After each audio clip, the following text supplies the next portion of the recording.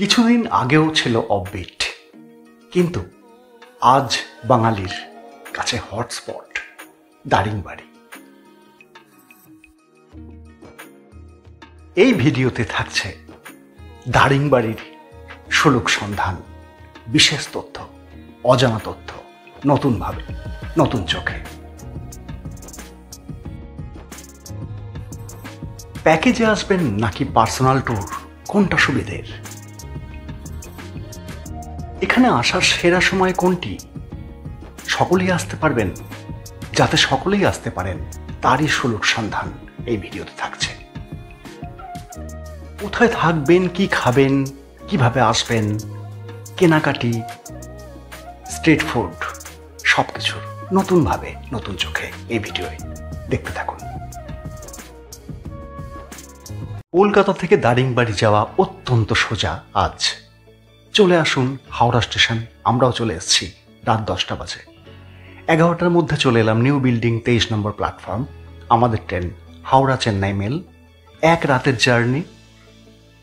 Right টাইমে train আছে। গন্তব্য ওড়িশার বেরামপুর বা ব্রহ্মপুর, যার দূরত্ব এখান থেকে মোটামুটি 600 কিলোমিটার। হাওড়া থেকে রাত 11:55 ছেড়ে ওখানে 8:30 অর্থাৎ ব্রহ্মপুরে 8:30 সকাল প্রবেশ করে। সব থেকে সুন্দর ট্রেন এটি। আরও যা আছে স্ক্রিনে দিয়ে দিচ্ছি, বাকিটা ডেসক্রিপশন বক্সে পেয়ে যাবেন। রাত 11:55 এই চেন্নাই মেল ধরার মূল উদ্দেশ্য ট্রেনে উঠেই একটা ঘুম এবং সকালে উঠেই বেরামপুর স্টেশন। এই দেখুন বিছানা হয়ে গেছে, শুভরাত্রি করে এবার শুয়ে পড়ব। সকালে উঠে আপনাদের সঙ্গে দেখা হবে।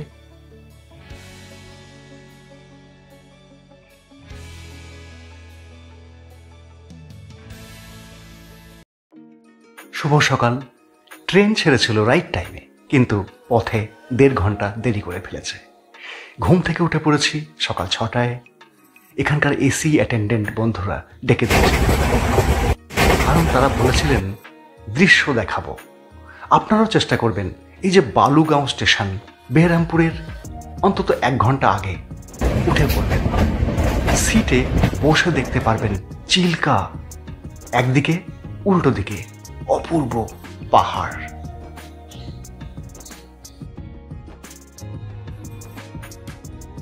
ওই দূরে চিল্কা দেখা যাচ্ছে, সেটা ক্রমশ চলে আসবে একদম হাতের কাছে, রেল লাইনের পাশে। দেখুন এই যে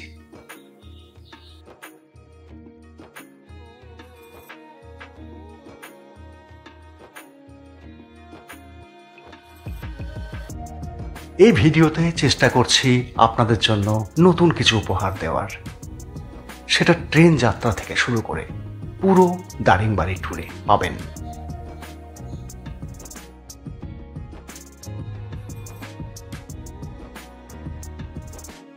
ব্রহ্মপুর স্টেশনে যখন নামলাম তখন প্রায় সকাল 10টা। আগেই বলেছি 1.5 ঘন্টা লেট। যাই হোক, টাইম ঠিকই আছে। এইবার ব্রহ্মপুর স্টেশনটা আপনাদের একটু ভালো করে দেখিয়ে দিই। ট্রেন যেখানে দেবে পাশেই পেয়ে যাবেন ওভারব্রিজ। এখানে লিফটের ব্যবস্থা রয়েছে, ওসব ঝামেলায় যাবেন না। ওভারব্রিজ দিয়ে চলে আসুন 1 নম্বর প্ল্যাটফর্মে।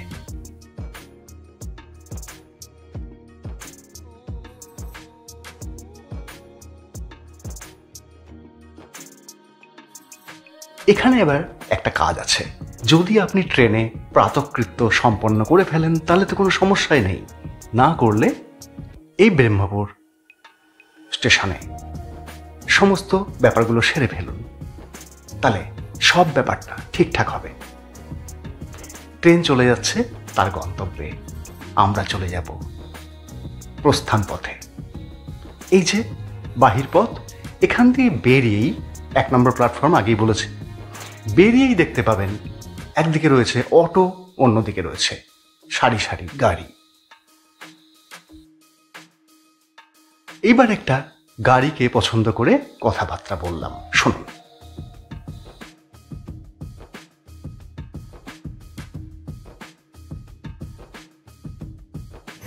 ভাইয়া নমস্কার, গুড মর্নিং। নামটা একটু বলে দাও। ভিকি। বাড়িটা বলে দাও। ব্যারামপুর। ব্যারামপুর স্টেশনে থাকো তো? আর শিবাদার সঙ্গে কথা হলো, শিবাদার ভিজিটিং কার্ডটা দিয়ে দেবে।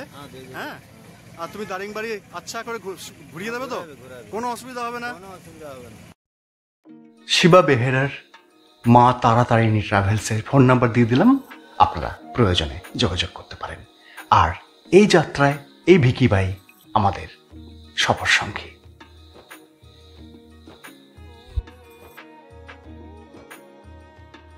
এইবার করতে হবে আসল কাজ, ব্রেকফাস্ট। এই স্টেশন রোডেই অসংখ্য দোকান আছে। এখানে কিন্তু সমস্ত সাউথ ইন্ডিয়ান খাবারেরই প্রচলন। পরোটা, সবজি, পুরি এসব বিকেলে হয়, পেয়েও যেতে পারেন, কিন্তু সেটা খুব সুবিধের হবে না।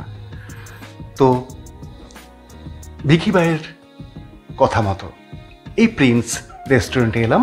সত্যি সত্যি খুব সুন্দর। একটা হার্ড ব্রেকফাস্ট করতে হবে, তো নিয়ে নিলাম উপমা, বড়া, দোসা। আসলে বিকেল 4টার আগে আর কিছুই জুটবে না। তুলে নিলাম জল, এবং ব্যাগে তো শুকনো খাবার রয়েছে, সুতরাং এই ব্যাপারটা একটু মাথায় রাখবেন। 140 টাকা এত খাবারের দাম। এসব করে এইবার দারিংবাড়ির পথে।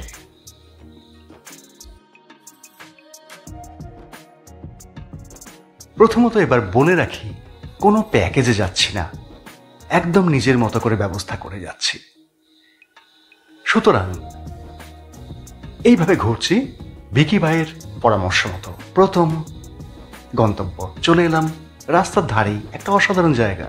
5000 ময়ূরের বসবাস এখানে দেখা পেয়ে যাবেন। বললেই হবে ময়ূর মন্দির যাব। জায়গাটা অপূর্ব।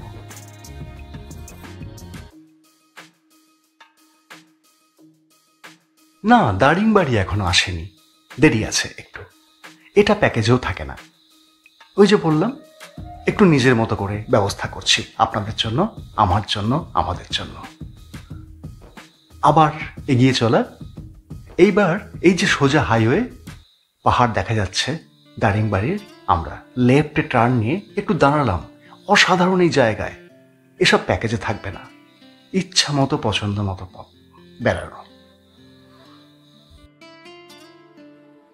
প্রথম স্পট দারিংবাড়ির সুরাডা ভিউ পয়েন্ট এবং মন্দির। তো মন্দিরে আমাদের উৎসাহ খুব একটা নেই, আমরা ভিউ পয়েন্টে যাব, ওয়াচ টাওয়ারে। এখান থেকে কি দেখা যায় দেখব। এন্ট্রি ফি পার্কিং এর জন্য শুধু 50 টাকা, আর কিছু লাগবে না। এই দেখুন সুরাডা ড্যাম এবং তার আশপাশের একদম 360 ডিগ্রি খোলা, অপূর্ব, যেন স্বর্গীয় সৌন্দর্য হাতের মুঠোয়।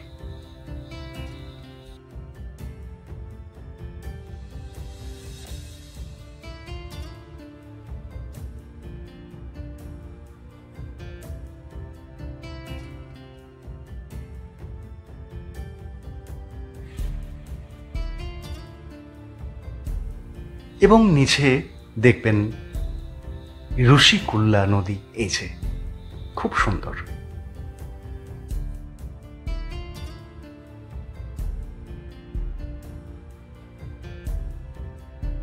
এইবার শুরু হলো আসল পথ চলা।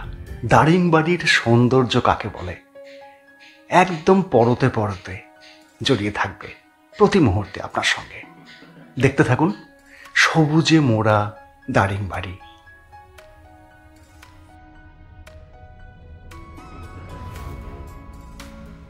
পাহাড়ের মধ্যে দিয়ে সবুজ জঙ্গল চিরে ঝাঁ চকচকে রাস্তা, হেয়ারপিন বাঁক, তারপরে পড়বে একটা ভিউ পয়েন্ট।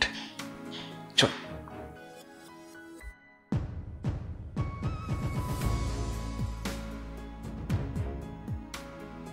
দারিংবাড়ি যাওয়ার পুরো রাস্তাটাই কিন্তু এমন, আপনাকে মুগ্ধ করে ছাড়বে। আমরা চলে এসেছি ভিউ পয়েন্টে। এখানে একদল পাহাড় মিছিল করে দাঁড়িয়ে আছে। নিস্তব্ধতা দেখুন।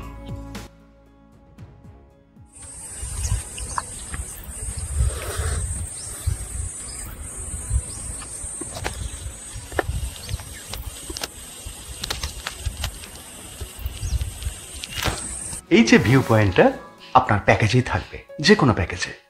এরপরে আবার এগিয়ে চলা, এই যে একটা জায়গায় দাঁড়াচ্ছে দেখুন, কি অসাধারণ বিউটি। আসলে এটা একটা পাহাড় ছিল, সেটাই কাটা হয়েছে, কিছু একটা হবে এখানে। রাস্তায় দাঁড়িয়েছি, অপূর্ব।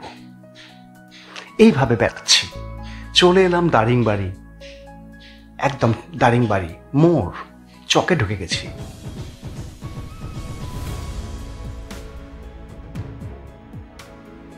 এইখানে একটা বিশেষ কাজ করে নিন, যেটা অন্য ভিডিওতে হয়তো পাবেন না, কেউ বলেননি সেভাবে।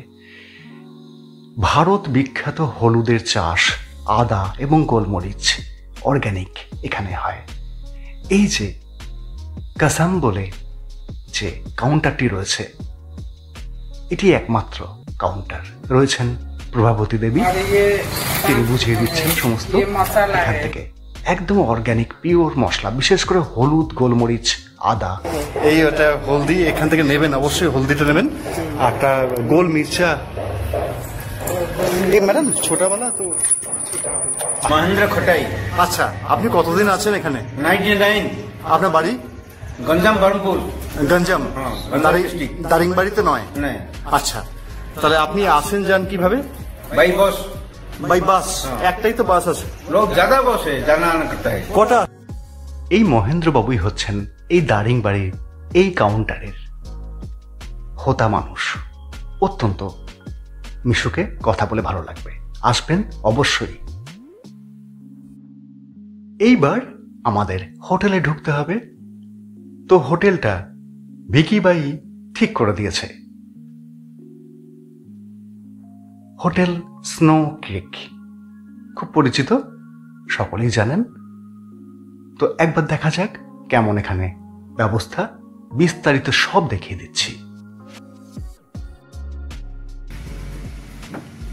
নাম বলুন। গোবর্ধন দাস।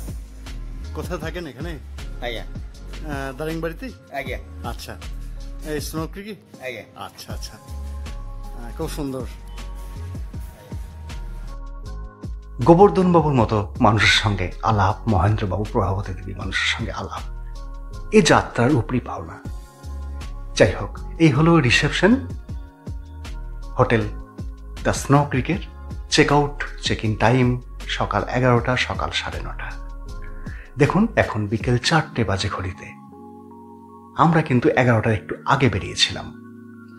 যাই হোক, লাঞ্চ ভিকিবাই বলে দিয়েছিলেন, সুতরাং লাঞ্চ রেডি আছে, বা চান টান করে লাঞ্চ করতে হবে। তো এই হোটেলের পরিবেশটা পুরোটা দেখিয়ে দিচ্ছি। এই হোটেলের স্টাফদের সঙ্গে আলাপ হয়ে গেল, অত্যন্ত বেশ সুন্দর, সবার সাথে আলাপ হয়ে লাগলো। রুমে যাচ্ছি, উপরতলায় রুম। রুম থেকে সবটা দেখাবো, কেমন রুম দেখুন। বেশ বড়সড়, 3 জন আরামসে থাকতে পারবেন, পরিষ্কার পরিচ্ছন্ন। ইলেকট্রিক কেটল রয়েছে, রয়েছে চা কফির সরঞ্জাম, চার্জার পয়েন্ট, গ্লাস, 2টো চেয়ার, আয়না, এবং দেখাবো ভিউ। টয়লেটটাকে দেখে নিই, বেশ বড় সড়ো, বালতি, মগ, বেসিন সব পরিষ্কার পরিচ্ছন্ন। অবশ্যই গিজার এবং অন, কোনো অসুবিধে এখনো পাইনি। এবার জানলা দিয়ে ভিউটা একটু দেখা যাক।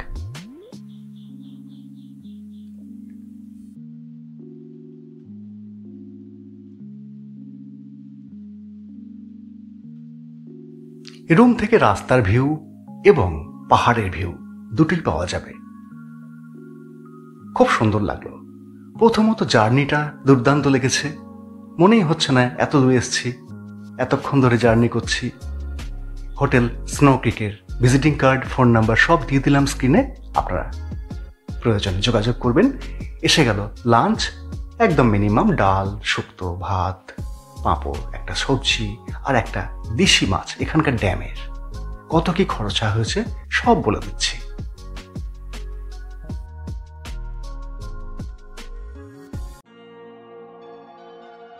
লাঞ্চ সেরে এবার বেরিয়ে পড়া। আর একবার একটাই ভিউ পয়েন্ট দেখব যেখান থেকে সানসেট হয়, কিন্তু আকাশে মেঘ, সানসেট দেখা যাবে না, কিন্তু পরিবেশটা দেখুন কি অপূর্ব।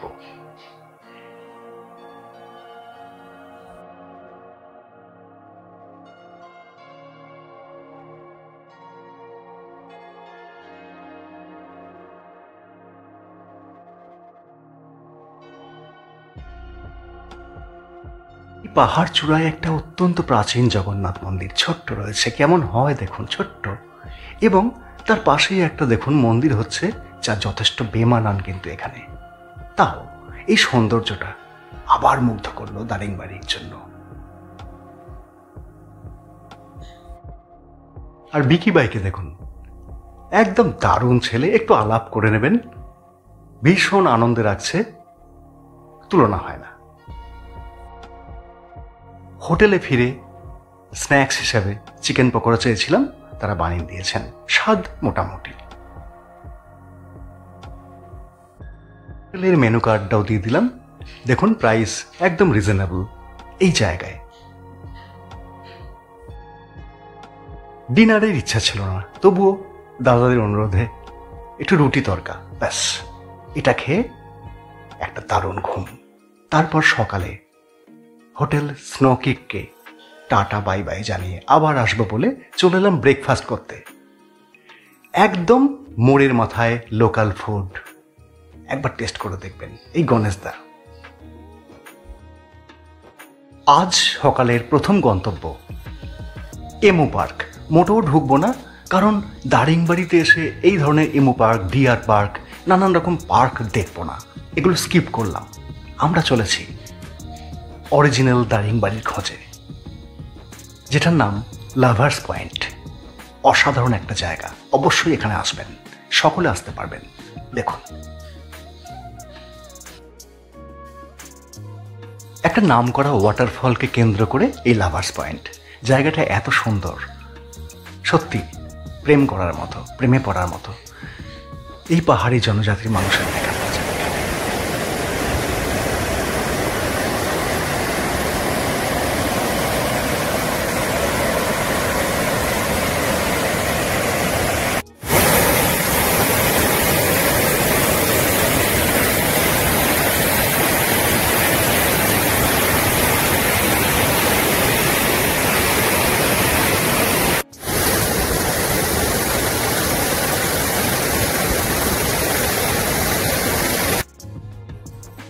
এইখানে অনেকক্ষণ সময় কাটালাম, আপনাদেরও খুব ভালো লাগবে এই জায়গাটা, এটা প্রমিস করতে পারি।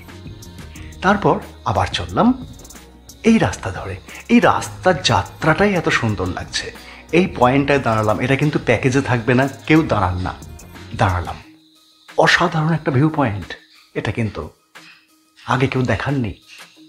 বাঁ দিকে পাহাড়, খাদ, ডান দিকে ঘন পাইন ফরেস্ট। এই পাইন ফরেস্ট কিন্তু দেখানো হয় না প্যাকেজে।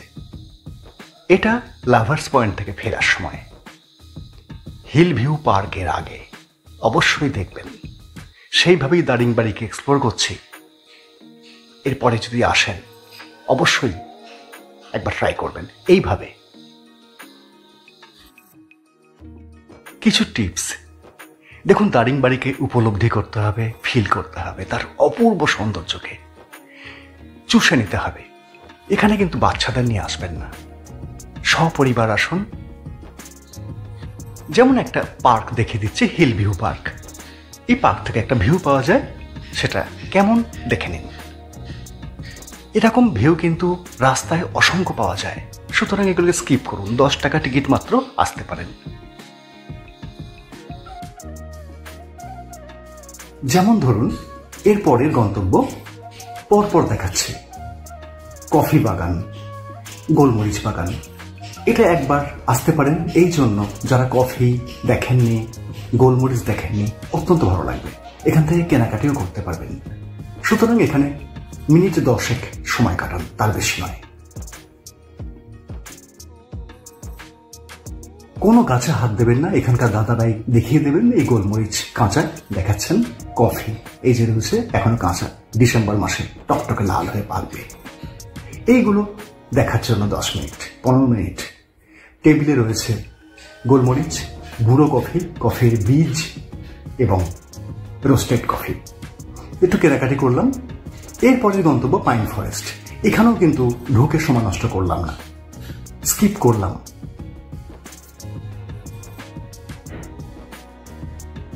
এই দেখুন, যেতে যেতেই পাইন ফরেস্ট দেখবেন, যেটা বয়স অত্যন্ত কম। আগে যে পাইন ফরেস্ট দেখালাম সেটা একদম এক্সক্লুসিভ। এর পরের আসল গন্তব্যে নিয়ে যাব আপনাদের।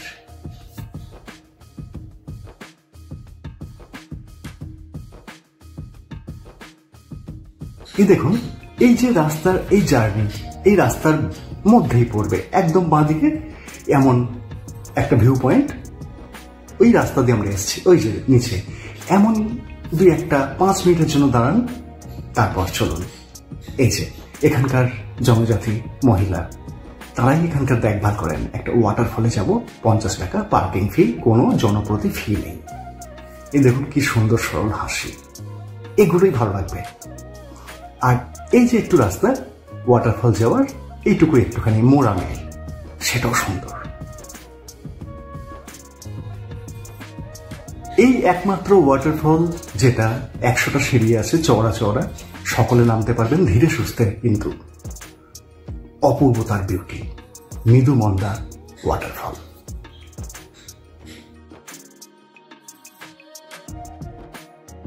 এই যে ওয়াটারফল, তার আশপাশের পরিবেশ আপনাকে মুগ্ধ করবে, কিন্তু যদি ভিড় হয় তাহলে সব নষ্ট হয়ে যাবে। সুতরাং আসার সেরা সময় কোনটা? সবাই বলেন অক্টোবর থেকে ফেব্রুয়ারি মার্চ। আমার ব্যক্তিগত অভিজ্ঞতা জুন থেকে অক্টোবর।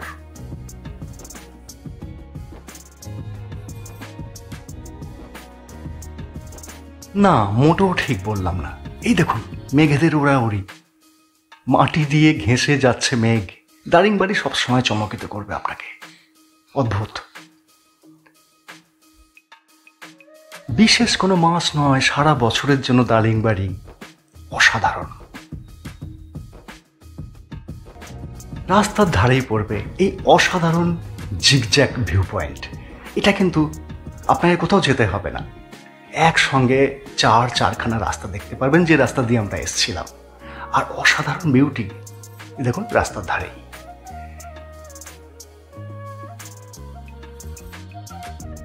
তো অনুরোধ করব, দারিংবাড়িতে আসতে গেলে একটু ভিড় অ্যাভয়েড করুন, একটু নির্জন সময় আসুন, বুঝতে পারবেন দারিংবাড়ির মাহাত্ম্য। বিশ্বাস করুন অন্তত একবার। এই ভিডিওর সব থেকে এক্সক্লুসিভ অংশ এবার দেখছেন। এই রাস্তায় সচরাচর কেউ আসেন না, আপনাদের নিয়ে যাচ্ছি।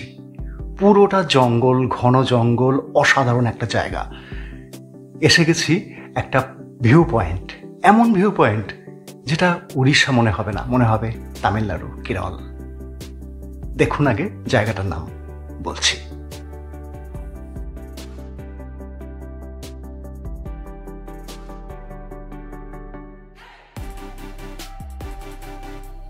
এই স্পটটির নাম হরভঙ্গা ড্যাম। এখানে এত ভিউ পয়েন্ট আছে বিচিত্র রকমের, এবং তারপরে যে রাস্তা দিয়ে যাব আমরা, সেটা প্রতি মুহূর্তে স্তব্ধ করবে আপনাকে, আমাকে করেছে। চলুন।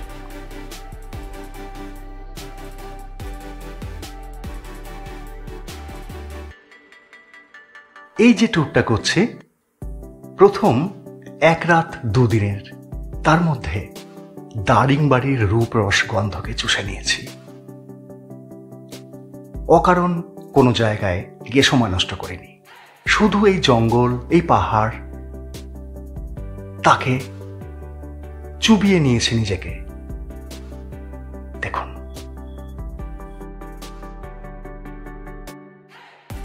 দারিংবাড়ির আমার মতে সব থেকে সেরা সৌন্দর্য এই জায়গায়।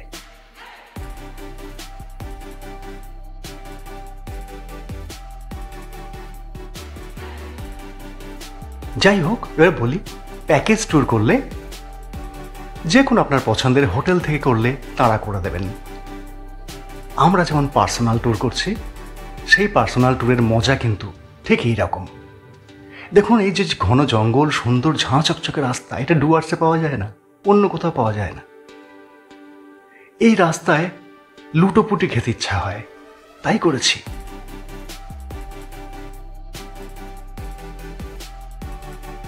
যেখানে পছন্দ হয়েছে স্পটগুলো 2 পা অন্তর অন্তর দাঁড়িয়ে পড়েছি, ছবি তুলেছি, নীরব হয়েছি প্রকৃতির সঙ্গে। একদম একার হয়ে যাবেন আপনিও, এইভাবে আসতে পারেন। আসুন প্যাকেজও, কিন্তু এই রুটটাকে যোগ করে নিন। তবে সেটা নিতান্তই আপনার এবং প্যাকেজ যিনি করবেন তার ব্যাপার। আমার যেটুকু দর্শন আমি দেখিয়ে দিচ্ছি। এইভাবে জঙ্গলে ঢুকে পড়ুন না, কোনো অসুবিধা নেই। বিকি বাইয়ের মতো স্থানীয় মানুষ রয়েছেন সঙ্গে, কোনো চিন্তা নেই। প্যাকেজ বা পার্সোনাল ট্যুরের কত খরচ স্ক্রিনে দিয়ে দিচ্ছি, বাকিটা ডেসক্রিপশন বক্সে। তবুও প্রশ্ন থাকলে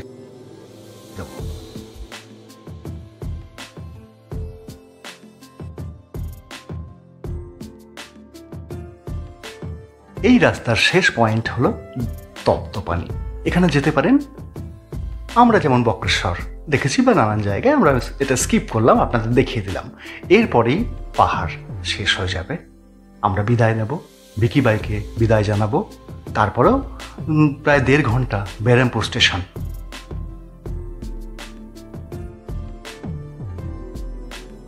দারিংবাড়িকে শেষবারের মতো টাটা করতে খারাপ লাগছে, তবু করতে তো হয়। এই রাস্তার ধারে গাড়ি দাঁড় করিয়ে আবার বিকি ভাইয়া আনন্দ দিচ্ছেন, দেখুন।